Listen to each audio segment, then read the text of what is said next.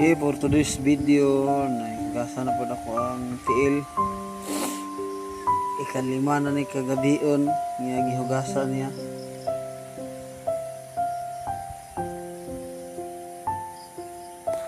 Tagalugon.